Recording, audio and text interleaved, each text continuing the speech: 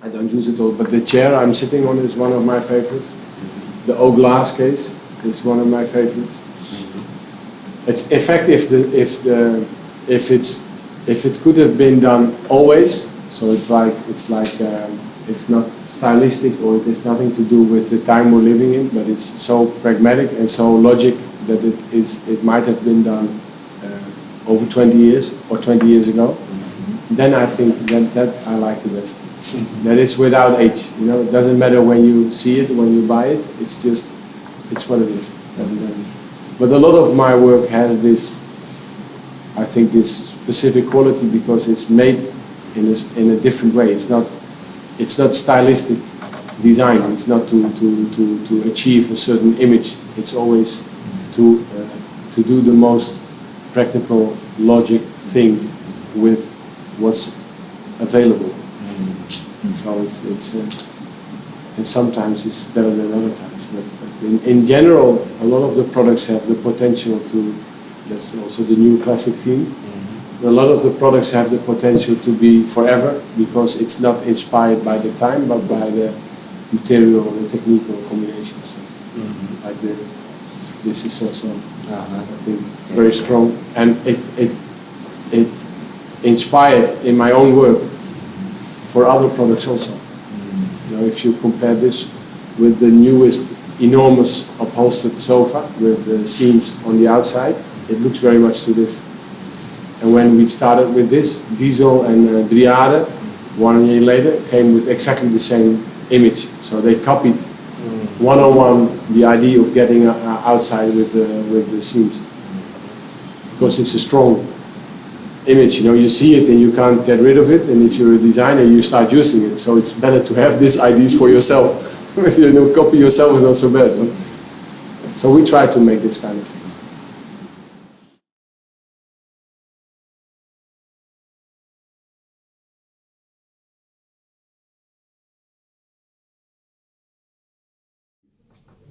Well, let's say the new antique and new classic, it's probably one of the basic concepts of our work. Most of our work deal with the idea of creating new classic, but looking back to what has been done before. Yeah, I think what is interesting about the idea of a new antiques, new classics, is that when you talk about new antiques, is like a paradox, because new, it has to do with something that belongs to now, and then antiques, of course, to the past. And our work is very much dealing with, looking back to actually look forward. So there's a lot of people who are nostalgic towards the past, which I don't think we are, but we think that you can find a lot of inspirations, a lot of interesting things in the past, which can help you actually to understand where you should go in the future. I think often design is a discipline which was just looking forward, while I think we are in a moment now where we need to understand what we should be doing in terms also of production by looking at certain form of heritages or craft techniques, which we actually think it is very contemporary. So a lot of our inspiration comes from the past.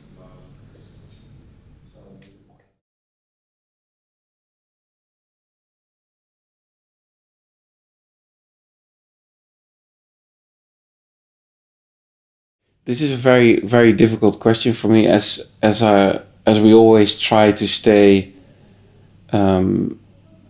far away from creating something in a short time frame. Maybe that's actually why it kind of works strong with CIBONE, because and also with the Japanese culture, because there's a lot of handcraft and almost certain freakiness in the Japanese style, whereby everything is taken to such an extreme that it takes a lot of time to create a piece, and therefore it becomes like this higher level of a now.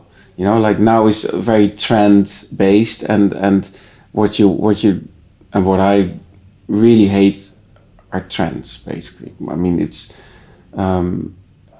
yeah, it's just like a color, or it's a moment, and it's been so influenced by large corporations and it goes so fast that you don't have time to develop something with real depth. So if you're working with really small handcraft, researching on a way that maybe takes 4 or 5 years, like with our obsidian, for example, then you need time, and then you automatically surpass this trend. You know, you're not thinking in a exact shape, or it just comes natural, and maybe then it can become a classic over time. I don't know, but I think it's also for me very hard to see my work already as a classic, because it will have to prove itself in time, you know, and only time can be the judge of that, for sure. But I think, yeah, the most important thing is handcraft. That automatically creates a certain aspect of yeah, you know, of classics, or because, yeah, like if it takes 5 years, you already passed like 4, 5, 6 different trends. So you can't think in a certain shape or style or color. Yeah, and I really see that with the whole CIBONE mentality, and hopefully you guys see that in my work as well.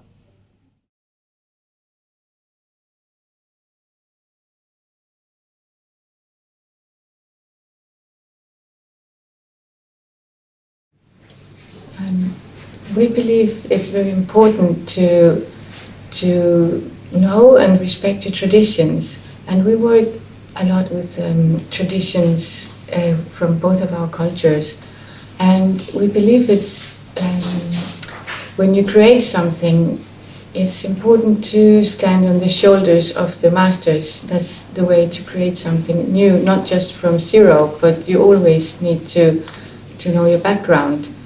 And to define a classic, it would be like a long-lasting. So it means something that lasts in time, which is of course based on good quality, but also based on the communication of the product that you get a relationship with you compared to another product. So that's why you want to keep it, and that's why it can also become classic. And of course a designer never knows when you create something new, you never know if it becomes a classic. You can only discover with time, and that's of course the biggest honor. I mean, literally when we translate the word classic, is, as Tina said, this means long-lasting. And I think this is also the idea about the design. It's not just making product for product, but product that lasts through time. And I think it's also a responsibility to the designer to have this focus on mind. So when we create objects, of course we never know, but this is actually our goal, to try to make it like something which will last in time.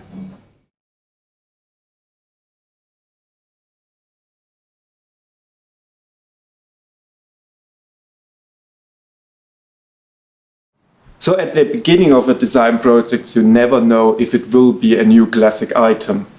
So you never know if it will become something like a Le Corbusier or even a Mayday by Constantin Gricic. You never know at the beginning. But I think it's very important to think about the material you use. So for my work, it's important to use materials which get older in a positive way, like brass, marble, glass, which are traditional old materials, you know, from the furniture from my grandmother actually. And I'm very interested in these materials because they get older in a very positive way. They get a patina, like you have also with products here in Japan. Or I just visited this week a great kokeshi store here in Tokyo, and there were a shelf with a lot of old kokeshi, and you see that they get even more character by the time. And there was a meeting also with 4 kokeshi masters, and this was really a very impressive experience for me to talk to them. And they told me you have to keep them away from the sun because of the hand-painted colors. So they can change the character, and it was quite difficult at the end to select a perfect kokeshi for me, because you need to find a good relationship with her before buying her. So it was very difficult to select the right ones to take to Germany. And this is the point, that it's very important to think about the material. I don't want to work on a product which is made of plastic and colored that it looks like copper, because I want it very solid. And this is how the salute table for La Chance are, or the bell table, which is maybe one of the most popular products I did for German brand Classicon. You have the authentic and real material, so the design is very honest. And I think this is very important, that a product can become a classic, a new classic item, that it gets, it has a special sustainability and authenticity in the material, so that it becomes like a companion for the people, because I don't want to design products you just have for 2-3 days or years. And I want something you have for a longer time next to you.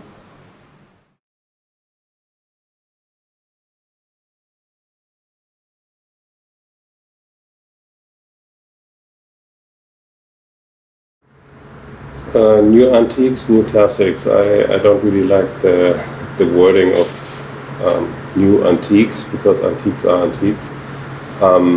But new classics fits quite well, I think. So with our entire collection, with each design and each product, is actually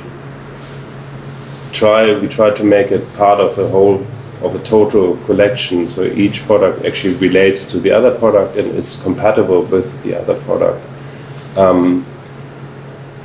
We like to offer contrast and differences in materials, but that balance. But we also try to offer different heritages.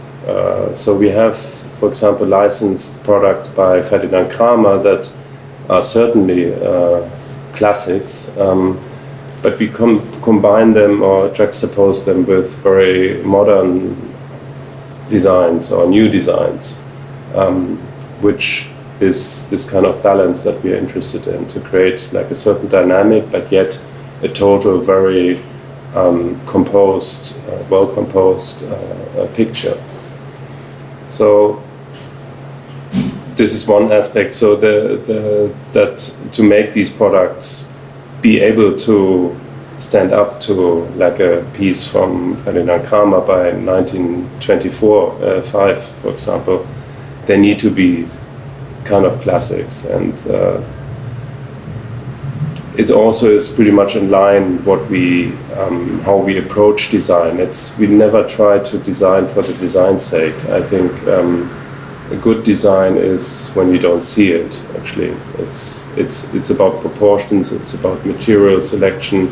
It's about obviously construction and sustainability. But a product should stand for itself, and ideally you can't determine what time it was designed, what year it was designed. I think that makes a really good product, and that it stands by itself, but that it also allows to be combined with other products of the collection, but also other products from other manufacturers. So I hope we're trying to do our share to contribute these modern classics to the furniture world.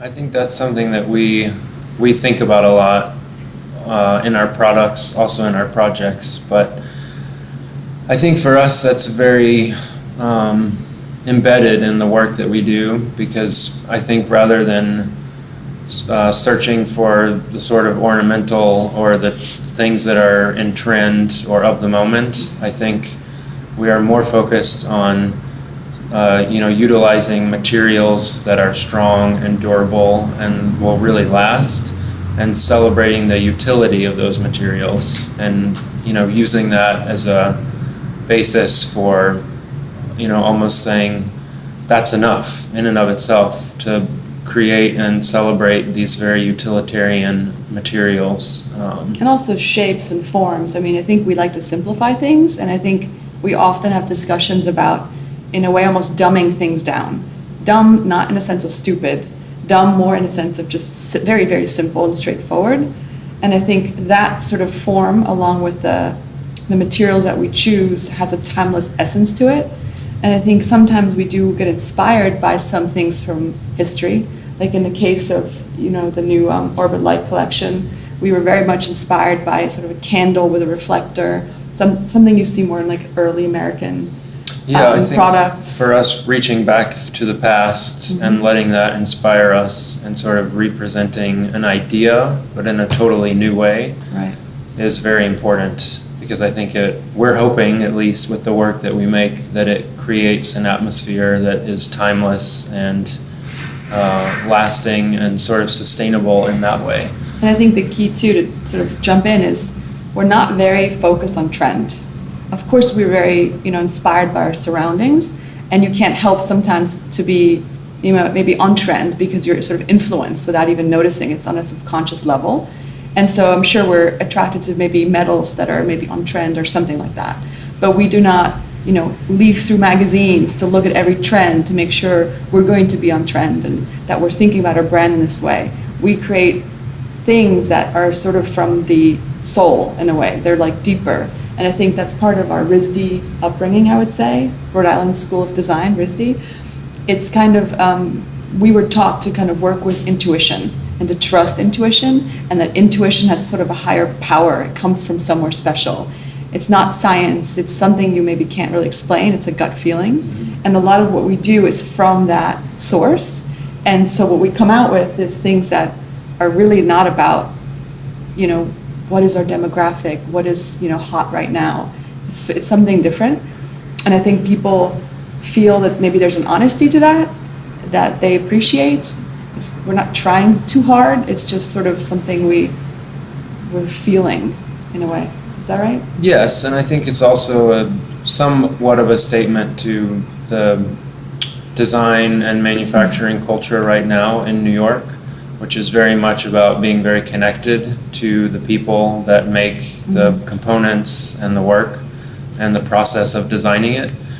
And I think something that was lost a little bit over the course of the last few decades, especially in the United States, was this idea of being connected to designing it, making it, like seeing that through as one continuous process, rather than kind of handing it off. And I think for us that's also very important, and we're very lucky that we've been able to kind of plug into a community that just in the last decade, especially in Brooklyn, there's a lot to be said for the capacity to quickly prototype things, revise them, and even produce them at the scale that we're able to. We're very informed by making, so we will definitely come up with drawings and ideas, and then very quickly we will meet with, in the case of our millwork pieces, our kitchens, our German cabinet maker, and we will sit down and share our ideas, our thoughts, and we will have feedback from him, and we will let that inform how we move forward with the drawings. We're not the designer who's like, here, make it, don't talk to me, figure it out. We're not those people. We want to collaborate in a way with the maker, with the fabricator. And one of our recent projects, which when we go back to New York next week, we're photographing, is a residence that we did in Chelsea for a client of ours. And we collaborated with a lot of different artisans, and from furniture makers to weavers, a Japanese weaver actually, she does amazing work, to graffiti artists, believe it or not, to metal workers and painters. I mean, a lot of people, maybe 7 to 10 different people. And one of our thoughts was almost like, instead of designing the whole project, almost like curating the project. So you have a concept of a project and ideas of maybe what the built-in looks like or what the bar looks like. And you kind of share that with these people, the fabricators, but then you let them take it on and become invested in the project and take it on for themselves. And maybe it goes into a direction you didn't think it would go in. You couldn't have envisioned it. To me, that's a very strong project versus me, Robert, designing every single thing. In a way, it's boring. It's nice to kind of bring in that different kind of different voices and different ideas. So I'm actually very excited about shooting that project when we get back. I think it's going to be an interesting take. And in the photographing process, we're having our photographer shoot, of course, the entire finished product, but he's also going to the studio of every single worker, fabricator who's been part of the project to see where they're doing their work and their background. And that's how we're presenting a story, which I think is important. And I think that ties into the products as well. It's a big part of the culture right now in New York is, respecting these craftsmen and these people that can make things locally. There's a real connection to that, and people, I think, respect that, and it's viewed as something that's much less disposable because you understand and you can conceive of, who made this, who designed it, who installed it. It's a real, authentic process, and I think that's what we value so much also just about developing products, is that we're not sort of sketching a 3D model and printing out the drawings and handing it off, but we're really engaging with the community to make things.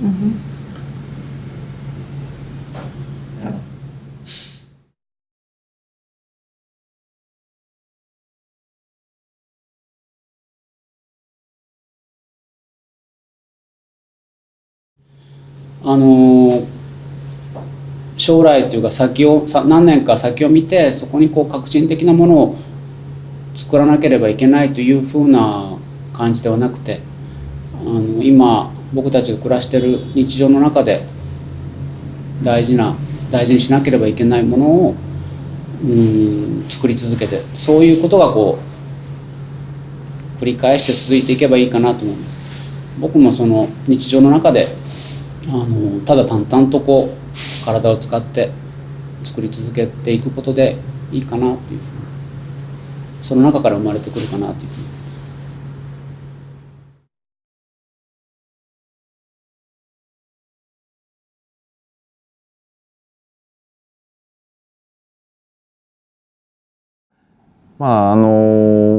基本的にはそれって多分下根さんのセレクトするスタンスなので、我々そこに向けて作っているわけでは正直なくて、先ほども話をしたように知らなかったことを知ってそれを形にするっていうのが僕のスタンスで、特にプロダクトはあんまり別にそれをなんか自分のプロフェッショナリティと思ってやってるわけではないので、どちらかというと、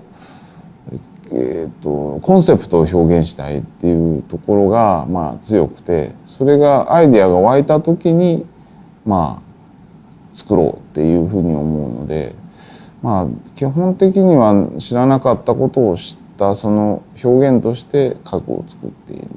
で、建築だとなかなか表現できないものを家具で表現しているっていうのがスタンスなので、なかなか難しいんですけど、よく思うのが昔のその日本の伝統工芸とかのアイディアって意外にすごく分かりやすくてすごく明快で、このフラットテーブルはちょっと違うんですが、カラリンっていうのをミラノで発表したことがあるんですけど、それはうずくりっていうものと、津軽塗りの色を重ねて研磨することで凹凸によって模様ができるっていう仕組みを取り入れて作ったんですけどね。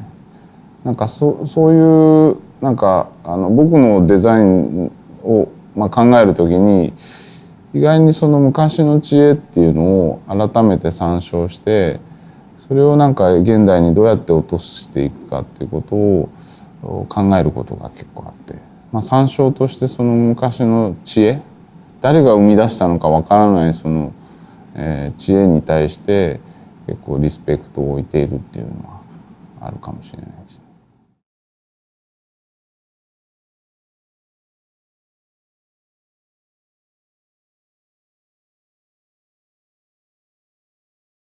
下根さんのニューアンティークス、ニュークラシックスっていうテーマですけれども、そこで一番僕が興味深いのは、それが単なるスタンダードでロングライフではないということ、それが、今のものが多分とてもエモーショナルなものがアンティークスとして残っていくと思いますし、そしてクラシックスというところにおいても単なる定番に見えるものやニュートラルな空気感ということではなくて、ものにきちんとエモーショナルがあって作家の背景が見えて、そして使う人がその生活のシーンの中でかなりなんていうんですかね、感情的な付き合いのできる者たちが将来長く残っていくっていう捉え方をされているところが、今までのロングライフっていうことの中であまり捉えられてなかったことではないかなと思うんです。